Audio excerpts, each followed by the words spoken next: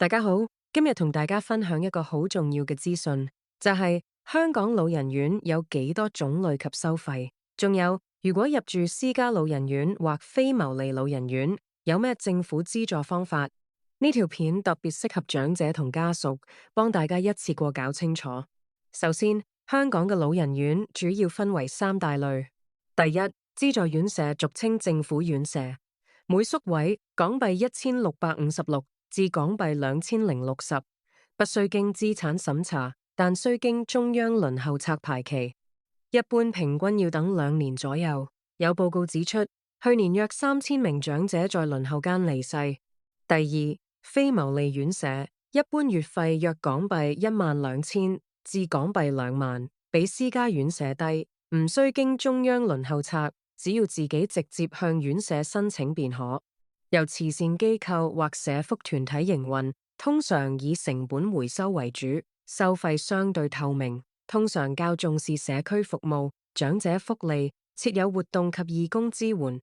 第三，非資助院舍，私營安老院，港幣7000至港幣5萬以上，視乎地區、房型、護理程度，唔需經中央輪候冊，亦係只要自己直接向院舍申請便可。由商業公司或個人經營，以盈利為目標，收費彈性大，差距亦較大，質素差異大，有高端豪華型，也有低收費但人手不足的院舍，同樣可接受院舍券和買位，資助後仍需自付較多。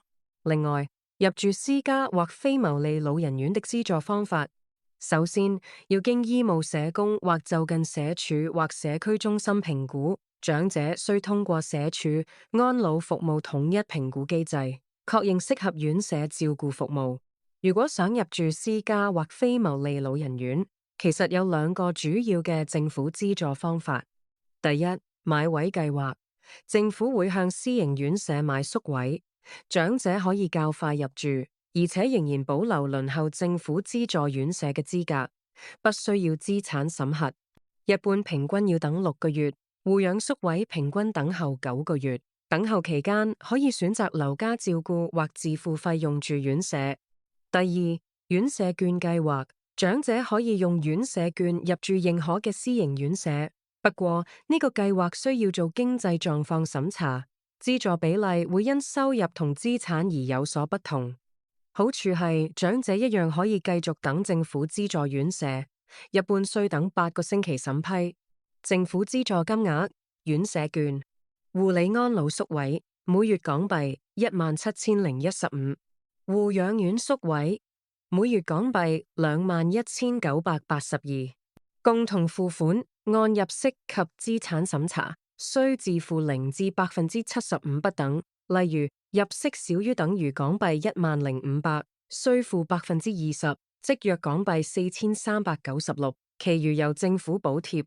入息少於等於港幣5250每月，資產少於等於港幣55000，免自付。其他津貼可疊加。